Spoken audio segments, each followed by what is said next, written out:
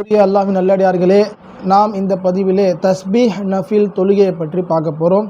தஸ்பீஹ் நஃபில் தொழுகை குறித்து என்ன ஹதீஸ் வந்திருக்கின்றது, தஸ்பீஹ் நஃபில் என்பது சுன்னத்தா முஸ்தஹப்பா, எப்படி தொழுக வேண்டும் என்பதை குறித்து இந்த வீடியோவில் பார்க்க போகிறோம். அஸ்ஸலாமு அலைக்கும் வரஹ்மத்துல்லாஹி வபரகாத்துஹு. அன்பான அல்லாஹ்வின் நல்லடியார்களே, சஹீஹான 6 கிருதகங்களில் கிதாபுகளில் ஜாமிஉ திர்மிதி, சுனன் இப்னு அபு தாவூத், இந்த 2 கிதாபுகளில் இந்த தஸ்பீஹ் நஃபில் குறித்து ஹதீஸ் பதிவு செய்யப்பட்டிருக்கு. பெருமானார் ஸல்லல்லாஹு அலைஹி வஸல்லம், நமக்கு பிரபலமான ஹதீஸ், நிறைய பேருக்கு இது தெரியும்.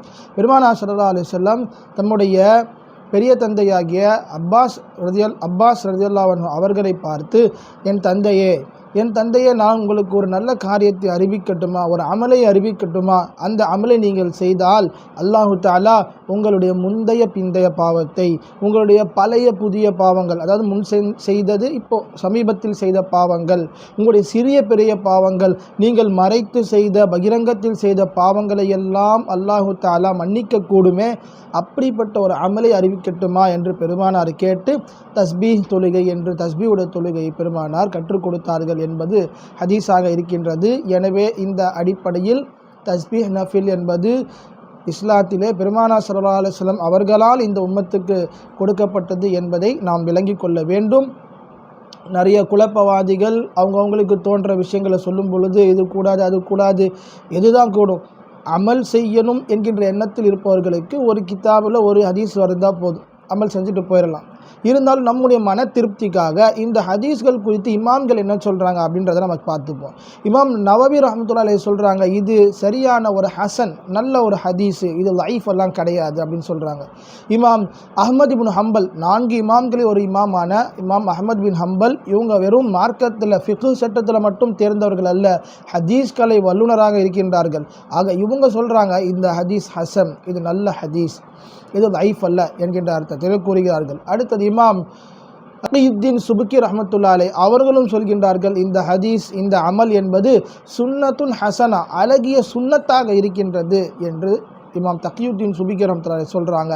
சரி, அல்ஹம்துலில்லாஹ், தஸ்பீஹ் நஃபில் தொழுகை ஹதீஸ் மூலமாகத்தான் வந்தது. இமாம்கள் அது குறித்து பல கருத்துக்களை சொல்லியிருக்கின்றார்கள், இது கூடும் என்பதை எல்லாம் நான் பார்த்து விட்டோம். இப்பொழுது இந்த தஸ்பீஹ் நஃபில் தொழுவது எப்படி, வாஜிபா, ஃபர்தா, சுன்னத்தா, முஸ்தஹப்பா என்றால், வாழ்நாளில் ஒரு முறை தொழுவது சுன்னத்தாக இருக்கின்றது. தினந்தோறும், வாரந்தோறும் அல்லது நாம் விருப்பப்படக்கூடிய நேரத்தில் தொழுவது முஸ்தஹப்பாக இருக்கின்றது என்பதை நாம் இங்கே அறிய கடமைப்பட்டிருக்கின்றோம். அந்த அடிப்படையில் ரமலானிலே இது மிகவும் பாக்கியமாக கருதப்படக்கூடிய தொழுகையாக இருக்கின்றது.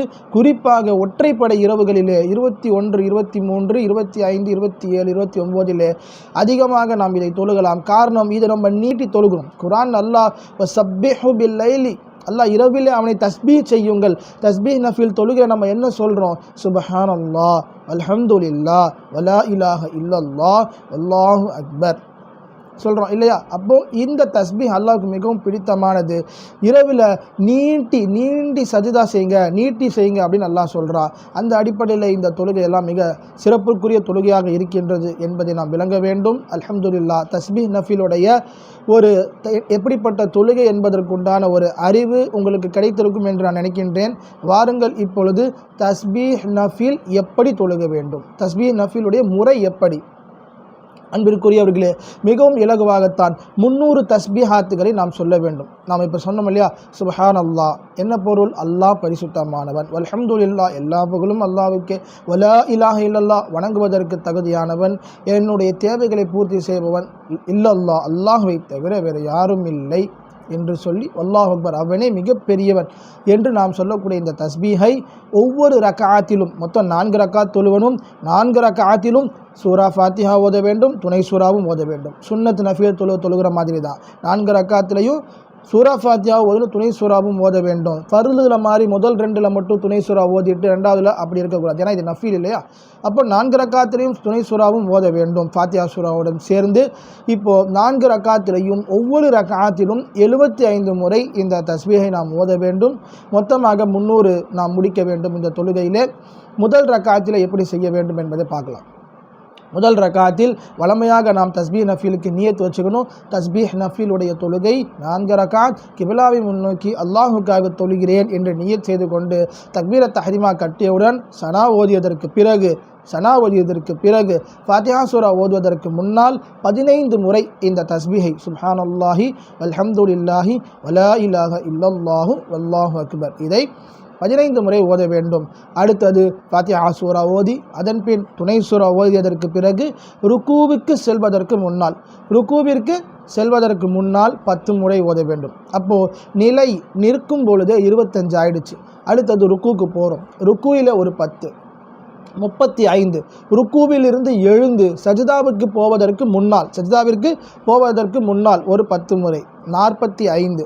அடுத்தது இப்போ சஜிதாவுக்கு போகிறோம். முதல் சஜிதாவில் 10, முதல் சஜிதாவிலிருந்து எழுந்து 2வது சஜிதாவிற்கு செல்வதற்கு முன்னால் ஒரு சிறு அமர்வு இருக்கும் இல்லையா, அந்த அமர்வை இங்கே நீட்டி அங்கே ஒரு 10 தஸ்பீஹ் 65.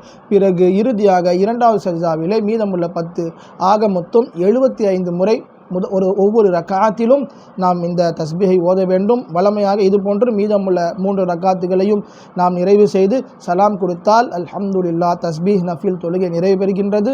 இந்த தொழுகைக்காக பல நியத்துகளை வைத்து, குறிப்பாக தௌபாவை நியத்து வைத்து நாம் செய்த பாவங்களை அல்லாஹ்வின் முன் சமர்ப்பித்து, ரப்பே என்னை மன்னித்து விடு, நான் பரிபூர்ண தௌபா செய்கின்றேன் என்கின்ற இந்த நோக்கத்திலே நாம் தஸ்பீஹ் நஃபிலை தொழுவது மிகவும் சிறந்ததாக இருக்கும் என்பதை உங்களிடத்தில் தெரிவித்துக் கொண்டு, வல்ல ரஹ்மான் இந்த ரமதானிலே ஒற்றைப்படை இரவிலே லைலத்துல் கத்ரை பெறக்கூடிய பாக்கியத்தை நம் அனைவருக்கும் நசீபாக்குவானாக. அந்த லைலத்துல் கத்ர் இரவிலே பெருமானார் ஸல்லல்லாஹு அலைஹி வஸல்லம் அவர்கள் தாமும் விழித்து தமது குடும்பத்தார்களும் எப்படி விழிக்க வைத்து அந்த இரவை இபாதத்தை கொண்டு ஹயாத்தாக்கினார்களோ அதுபோன்று நாமும் நம் குடும்பங்களும் செய்யக்கூடிய நசீபினையும் அல்லாஹ் தருவானாக. இது போன்ற கியாமுல் லைல் தஸ்பீஹ் நஃபிலுடைய இபாதத்துகளை எல்லாம் அந்த இரவிலே நாம் அந்த இரவை சிறப்பித்து அலங்கரிக்கக்கூடிய நசீபையும் அல்லாஹ் நமக்கு தருவானாக என்று துஆ செய்து நிறைவு செய்கின்றேன். இந்த தஸ்பீஹ் நஃபிலுடைய தொழுகை முறை உங்களுக்கு தெளிவாக விளங்கியிருந்தால் கமெண்டிலே அல்ஹம்துலில்லாஹ் என்று போடுங்கள். மேலும் நீங்கள் எத்தனை முறை தஸ்பீஹ் இது வரைக்கும் தொழுதிருக்கீங்க என்பதையும் நீங்கள் சொல்லுங்கள். அதே சமயம் நீங்கள் இதை யாருக்கெல்லாம் பயன் அளிக்கும் என்று நினைக்கின்றீர்களோ அவர்களுக்கு மறக்காமல் ஷேர் செய்யுங்கள்.